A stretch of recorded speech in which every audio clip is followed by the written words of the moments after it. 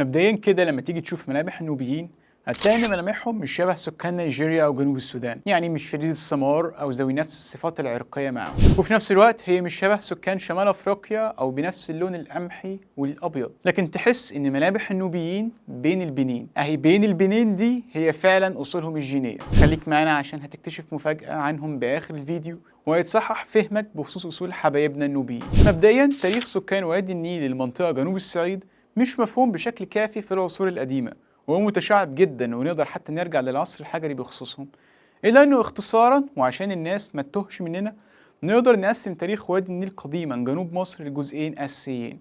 الجزء الأول هو قبائل وشعوب بتمتهن الرعي ودول عايشين في الصحاري حوالين وادي النيل، والجزء الثاني هي شعوب زراعية مستقرة، وده نفس التقسيم اللي ذكره المؤرخين الإغريق زي سترابو اللي ولد سنة 63 قبل الميلاد. المهم إذا جبنا سيرة أي شعب زراعي مستقر في وادي النيل فإحنا أكيد وببساطة هنفكر في مين؟ أيوة زي ما جه في دماغك دلوقتي هنفكر في المصريين. الشعب المصري هو الشعب الوحيد اللي استقر وبنى حضارته في وادي النيل القديم على هيئة شعوب زراعية، في حين إن بقية الدول في وادي النيل ما شهدتش أي استقرار مبكر زي المصريين. أثيوبيا مثلا ما عرفتش نظام الدولة غير وقت مملكة دعمت حوالي 800 قبل الميلاد، ودول كانوا مؤسسينها مهاجرين من مملكة سبأ، وتقدر ترجع لفيديو نشأة الشعب الأثيوبي وجيناتهم عشان تفهم أكتر. العنصر الأول بقى اللي كان مستقر في وادي النيل جنوب الصعيد كان عنصر فلاحي مصري استقر في المنطقة هناك على مدى آلاف السنين مع هجرات المصريين، بحيث إن الزراعة نشأت في مصر وشمال أفريقيا والشرق الأوسط ثم انتشرت جنوبا، يمكن حتى بداية من المجموعة النوبية A، وده اسم لثقافة قديمة عصرت مملكة نارمر اللي هي مملكة الصعيد، وكانوا نوعا ما ملامحهم مزيج بين الملامح الأفريقية وبين التأثير المصري عليهم. العنصر التاني بقى اللي هو العنصر الرعوي كانوا سكان صحاري وشوية منهم زي ما قلنا صيادين سمك، ودول أقدم من العنصر الزراعي في وادي النيل جنوب الصعيد. العنصر ده هو أقرب للشعب النيليين حاليا، ودول مجموعة أصول قديمة منتشرة وليهم ملامح معينة تقدر تقول إن هي أقرب ما يكون إلى سكان جنوب السودان، والعنصر ده بالفعل ذاب في ملامح النوبيين مع العنصر المصري عشان يتشكل أوائل السكان وممالك وادي النيل جنوبا من الصعيد. في دراسة اتعملت على هياكل كلوبنارتي من العصر المسيحي قبل دخول العرب، وده موقع في شمال السودان حاليا من ضمن مواقع النوبيين. الدراسة دي وضحت إن العنصر المصري فضل يتوافد على وادي النيل جنوب الصعيد بغزارة، سواء بقى من فترة نارمر أو حتى من بعده في فترة سيطرة مصر على المنطقة هناك، زي عصر تحتمس الثالث والحكم الطويل جدا اللي امتد، وزي المعروف تاريخيا زي مناصب اسمها ابن الملك أو نائب الملك في كوش، وانتقال الديانة المصرية وأساليب الكتابة والملابس والبناء وغيره إلى الجنوب، اللي طبعا بيكون مصاحب مع هجرات سكانية كثيفة. الدراسة كمان بتعتبر أن السكان الأوائل لسكان وادي النيل جنوب الصعيد ما قبل قدوم المصريين دول أو العنصر الفلاحي زي ما قلنا كانوا نيليين، وحتى المصادر المصرية القديمة وضحت شعوب بعضها إفريقي صارف في ملامحها وهي بتصف السكان هناك، وبعضها مختلط لما جت تتكلم على شعوب كوش والكوشيين. طيب هنا في حاجة تانية، ازاي اللغة النوبية نفسها دخلت وسط الجينوم النوبي المعاصر؟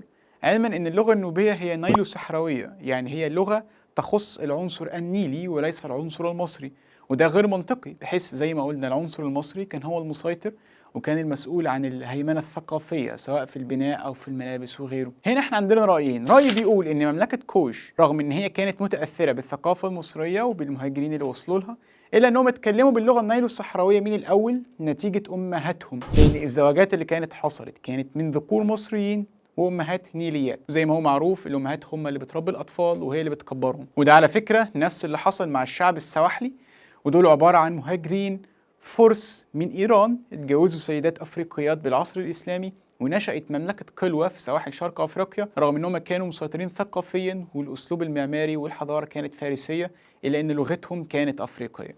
وتقدر ترجع لفيديو الحلقة إذا حبيت تشوف أكتر عنه. في رأي تاني بيقولك لأ، لكن اللي حصل إن مملكة كوش ومروي كانت أصولهم مصرية ولغتهم كمان مصرية، إلا إنه مع انهيار المملكة مروي حوالي 350 إلى 400 ميلادي جت قبائل من شعوب الرعاة المستقرين في الصحراء ونزلوا إلى وادي النيل وفرضوا ثقافة ولغة جديدة فيما يعرف بمملكة نوباتيا بقيادة سيلكو النوبي، وغيروا اللغة اللي كانت بيتم بالتحدث بها هناك من لغة مصرية أو إحدى اللهجات المصرية القديمة إلى لغة جديدة هي بقى النوبية المعاصرة. وده برضو ممكن بالمناسبة، مفيش دليل أكيد على النظريتين دول، ولو إني ميال شخصيا للنظرية التانية، بحيث إن المصريين كانوا أصحاب الدين في المنطقة هناك، والدين هو العامل الأساسي في انتقال وسيطرة اللغات. نيجي بقى للعصر الإسلامي، بحيث إنه دخل وسط النوبيين أصول من قبائل عربية، خصوصا بعد اصطدام حكام مصر مع العرب في عصر الناصر محمد بن قلاوون، ونشأ عندنا قبائل زي الكنوز وأصولهم من بني ربيعة ودول منتشرين في النوبة.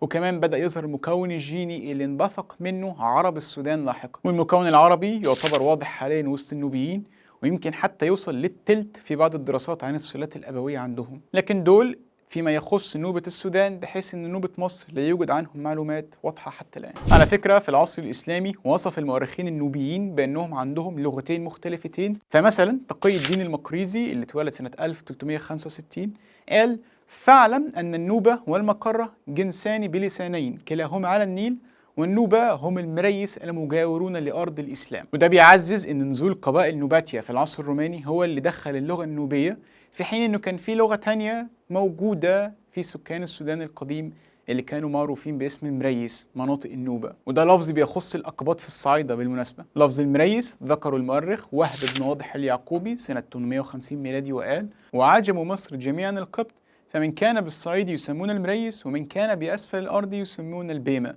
وبالتالي انت هنا تاخد بالك انه كان في لخبطة مع الأقباط المصريين، أو انه فعلا النوبيين دول كانوا أقباط بيتكلموا اللغة المصرية، وده منطقي حسب جيناتهم. هم في الآخر يعتبروا مصريين مختلطين قبل وفود العرب. كمان الكلكشندي وصف الخليط اللي عند النوبيين في الملامح وقال: ولون بعضهم يميل إلى الصفاء وبعضهم شديد السواد. وكلمة شديد دي تحس إنه بيصف النيليين لأنهم فعلا داكنين جدا في اللون، أكتر حتى من سكان غرب أفريقيا، ودي علامة مميزة ليهم. كمان كان في وصف للنوبة احتمال إنه إشارة للمريس بالذات في اقتباس عند الكلكشندي، زي إنه قال: النوبة في نسائهم الجمال وكمال المحاسن، وشفاههم رقاق وأفواههم صغار، ومباسمهم بيض وشعورهم سبطة. وليس في جميع أرض السودان من المكاذرة ولا من الغانميين ولا من الكانمينيين ولا من البجة ولا من الحبشة من كان في شعور نسائهم سبطة كمثل قبيل نساء النوبة. عموما ختاما للحلقة، فاحنا نقدر نوضح في الجراف ده اختصار سريع لأصول النوبيين ونشأتهم، سواء تدفق مستمر للأصول المصرية من ناحية أو الأصول النيلية من ناحية تانية، وأخيرا القبائل العربية. وهنا نتيجة مهمة جدا لسيدة نوبية تكاد تكون خالية من أي أصول ما عدا الأصول المصرية بنسبة 75%، والأصول النيلية بالنسبة المتبقية. كانت شاركت وفحصت معانا في مجموعتنا الجينية وفي المبادرة بتاعتنا، وتقدروا تشوفوا ملامحها.